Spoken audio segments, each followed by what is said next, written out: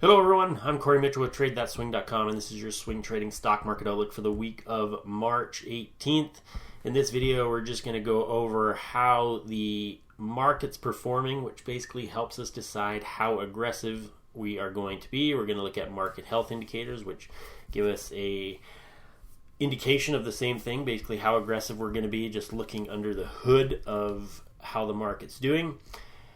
Recent watch list and trade performance also gives us insight into how we should be trading, and sector performance. We're also going to look at a little bit adapting to current market conditions and how you may want to implement that based on the type of trader you are, where you tend to struggle a little bit. So we'll talk a bit about that. If you're ever wondering where this article is, if you're watching the video, if you go to the website TradeThatSwing.com and you go to stocks, under stock market analysis and trades, you will always find this video, because this article is updated each week. So heading into March 18th, market conditions are good, but we still have this yellow flag, and you've noticed on my charts usually I've had this little kind of inquisitive mark on this one thing that we're kind of aware of, and so it's just, we're not quite ideal, and so that just means be a little bit more cautious. There's multiple different ways you could be cautious. You could use like a little bit smaller stop losses. You could not deploy capital fully, just pick a couple trades you really like and use a portion of your capital as opposed to just being fully invested or using leverage. You can also have the option of taking quicker profits if the market seems a little choppy and it's like the stocks you're trading seem to go up 10% and then they just give it right back. That's stuff you could note and maybe take that into account. So there's multiple ways we can be a little bit more cautious. Those are just a couple of the options. So in terms of stocks to watch, the best swing trading stocks list, that's just a list of high momentum stocks you can keep an eye on. If you're limited for time, this article is really great. Talks about a way you can just use that list to very simply look for trading opportunities. This current swing trading watch list, not really current. I haven't updated it recently. We'll maybe do it. I just noticed, that the market was a little bit choppier last week, so it wasn't as aggressive taking new trades. So I'll try to update that as soon as possible. And just some other options for possible trade candidates. So let's look at the indices. We got the stocks up here. We also got gold and Bitcoin, also of big interest at the moment. So we have the NASDAQ. This is mainly non-financial tech type stocks, and it's been a little flat and choppy recently. We can see this, and it's rolling over just a bit. So it's not quite the swift, strong movement that we had earlier in this trend. So rolling over a little bit. Again, that's just one of those things you want to keep in mind a little bit. Maybe say like, okay, if this is kind of the ideal scenario, we're not quite ideal anymore. So that's why we back off and we're a little bit more cautious. The S&P, on the other hand, looks a little bit stronger, but even you can see it's had this kind of more like whipsaw up and down type movement the last few weeks, as opposed to this more running style of earlier in the trend. NYSE Composite actually looks quite well. It's just pretty much a little staircase up, and it's looking quite good. IWM made it back to the prior highs after this deep pullback, and it's in a little bit deeper pullback again. So again, looking at all this, it's not quite ideal, so it tells us, hey, be a little bit more cautious. The Canadian side benefiting from a little bit stronger energy and gold recently, and it's moving up, so not doing too bad there. Those are, we'll talk about sectors a little bit later on, but energy, basic materials, industrials, those kind of stocks have been performing pretty well recently, and Canada highly involved in those types of industries, so it tends to benefit. Canada looking okay. The Bitcoin, we've had this big rat. So we got up to 69K, which was the old high. Then we pulled back 15%. Then we whipped up here. So basically I drew a 20% box around, this is basically covers a 20% area. And this is basically the kind of whipsaws we've seen so far around this area. Not all at once, but we hit the high, pulled back 15%, went up a little bit higher, pulled back about 15%.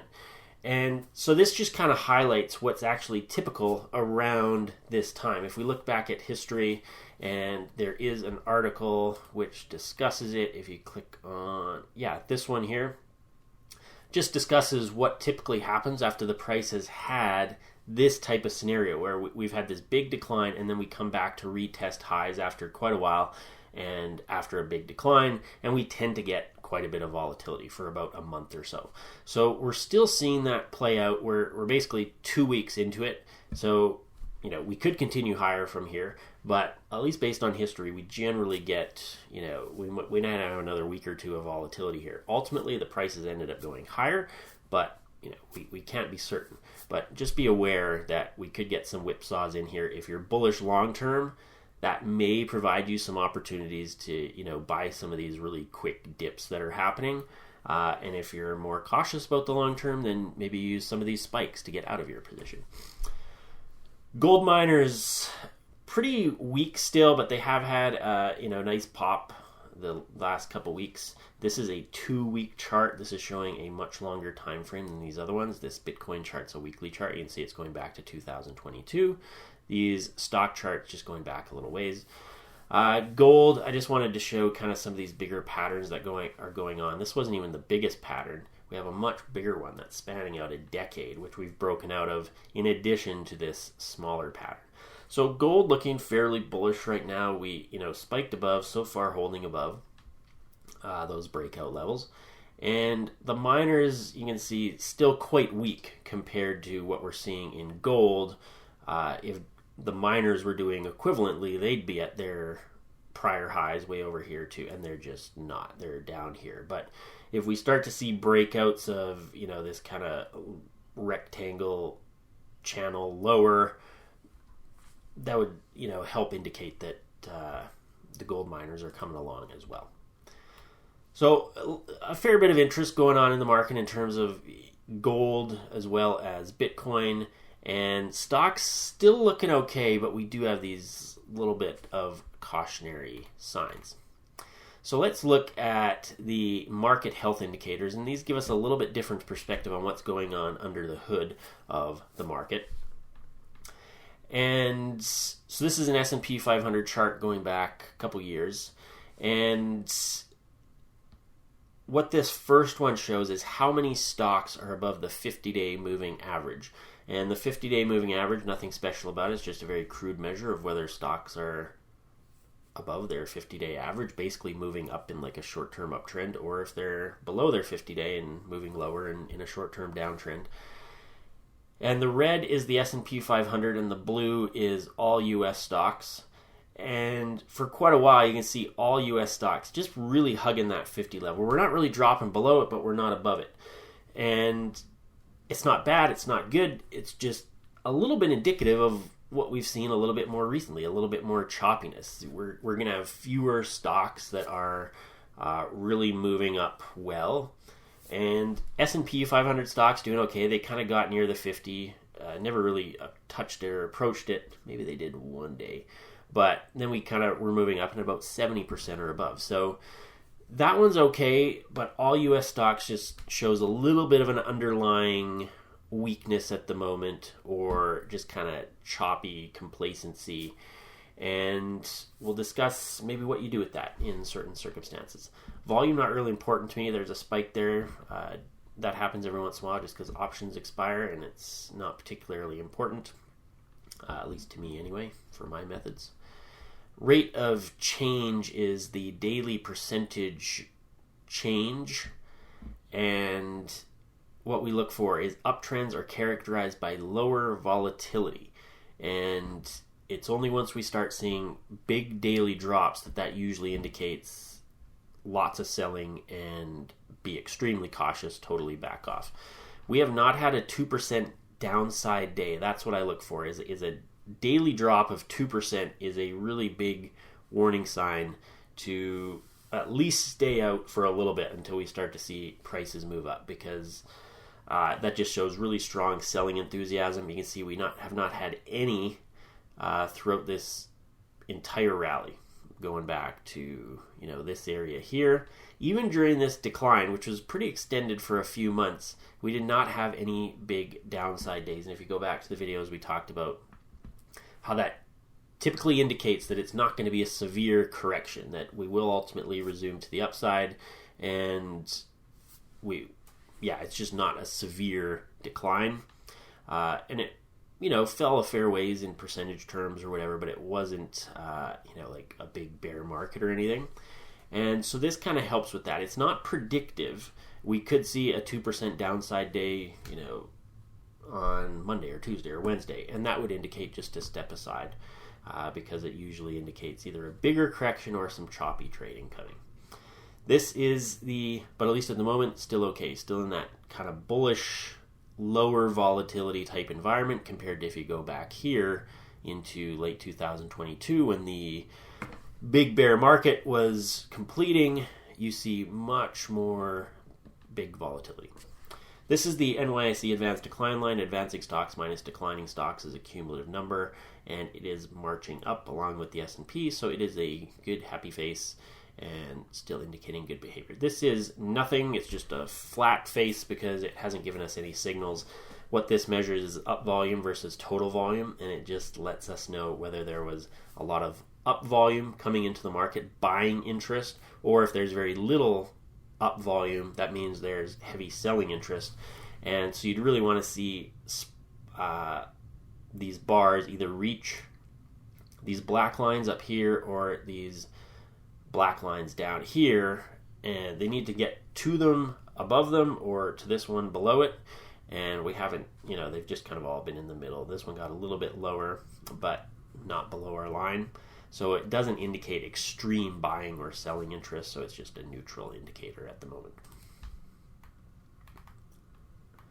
The ultimate indicator is how many quality sit-ups there are and how trades are working. So I noticed a lot more chop in the stocks I've been watching recently. They tend to give back profits a little bit quicker. They jump up 10% and then pull back really quick. And as we discussed earlier, just based on the health indicators, that gives us some feedback to be a little bit more protective of profits and maybe be a little bit more conservative until the market gives us reason to think otherwise. What would be a reason to think otherwise? Well, the trades start running better. They're running more. The pullbacks are not as sharp or as swift. And so this relates to how we want to adapt to market conditions.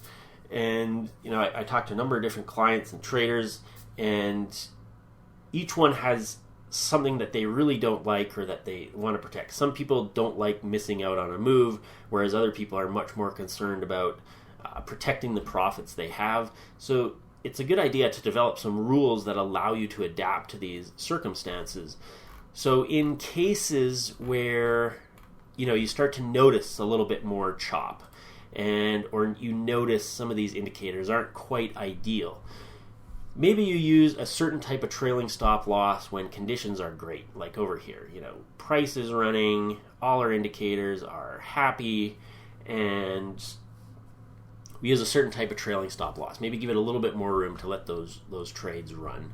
Whereas when things get choppy, maybe you decrease that stop loss a little bit, or decrease your trailing stop loss, so that you get out of trades a little bit quicker if they start to give back profit, because we can already see that there's a bit of choppiness and a bit of kind of, as this little emoji shows, like, there's something a little different going on here.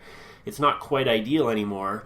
So how am I going to adapt to that? And what this does, it allows you to adapt to the specific way you want to trade the market. And I always think of it as there's things people can live with and things they just cannot live with.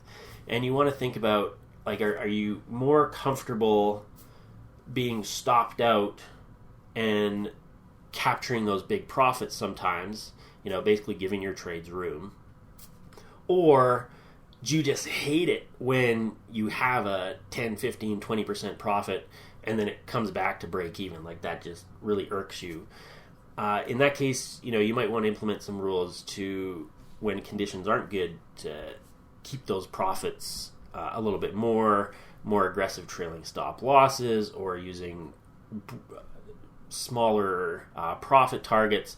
So maybe instead of using the trailing stop loss in this environment, you just use a 3-to-1 reward to risk or something like that, and you only take trades with small stop losses so that those targets can be hit quite easily. There's multiple ways we can do it, but you really want to do like a little bit of internal thinking and say, what am I most comfortable with? And so like recently I noticed, like I said, some of my stocks gave back gains fairly quickly. Usually I'm okay with that because it allows me to capture some bigger profits when the market's really good. So that's okay for me, but let's say that starts to bug me down the road, then we don't really have to go through like, a million stocks to back test or anything. We can just implement some rules that say, okay, I'm going to take profits a little bit quicker. And that allows us to adapt to also what we're feeling as well as what we are seeing in the market. And I don't mean that that you should be changing your trading plan all the time. It is you implement the rules and then you stick with them until you decide to change that plan. We're not adjusting things mid-trade because we feel a certain emotion or something. We are thinking about how we tend to feel in certain situations. When the market is giving us certain contexts or situations, we can identify the conditions that are present during those things, and then we can say, when these conditions occur, I'm going to trade this way. And when these conditions occur, I'm going to trade this way. And we think about, problems we tend to have during those times, emotions we might feel, and then we can cater our trading plan to that. And I find it's just a way it keeps trading a little more stress-free because you're not constantly fighting your impulses, in the sense that you can implement those a little bit into your plan and accommodate for them and accommodate for changing market conditions. So it doesn't always have to be like, I just trade this one way forever in all conditions. That's almost a little too simplistic. I want you to think in terms of when conditions like this do arise, when you have a little bit of a inquisitive, things maybe aren't quite ideal, how are you going to handle that? And implement it in your trading plan. Don't change things mid-trade, but write it down in your trading plan and then continue to follow it.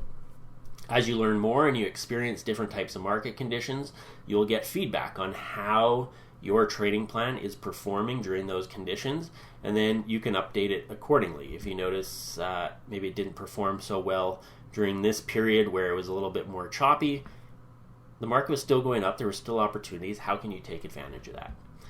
Or you can just opt to not trade, right? There's always that option too. If your strategy's not performing so great during certain market conditions, then just step aside. Sectors on the move definitely changed up. Energy, basic materials, financials, industrials, main ones to watch. Energy on top for the last week and the last month. We also have basic materials up here over the last week, the last month. Financials still hanging out in the upper quadrant of all three of these time frames. Technology at the top over the last 3 months, but dropped off quite a bit in the last week and month. Still a little bit positive for the last month, but yeah, definitely a shift in what the top performers are. We have communication services there over the last week, but they're a little bit lower over the last month, and pretty good over the last 3 months. So that one you could maybe keep in there too. But these ones were the ones that kind of jumped out at me as strong performers recently, and noticing a bit of that shift away from some of the more technology stuff into some of these more commodity type industries, as well as financials just kind of hanging in there as well. So what I'm doing right now, I'm still willing to deploy some capital on long trades, just being a little bit more cautious, noticing this shift in these sectors that are doing well, more choppiness on trades I've been monitoring, and indices and market health indicators a little bit mixed. They haven't turned bad, it's just, that kind of inquisitive type, what's going on here? So as we discussed, some options on how you want to handle that, or just continue sticking with your trading plan until if you've been trading well through this. But I do find I've been getting more questions on kind of how to handle this little bit choppier trading, profits quickly into the profit and then losing it all back. Do you adapt to that? Yes, you absolutely have the choice to do that, and you can look at the market conditions that tends to happen in and implement some rules for how you'll handle that in those conditions. Can always day trade your USD stocks a little less. There's opportunities almost every day in those types of things, whereas swing tradings, we have periods of action and inaction, so always an option to do that as well. Anyway, that is your stock market outlook for the week of March 18th.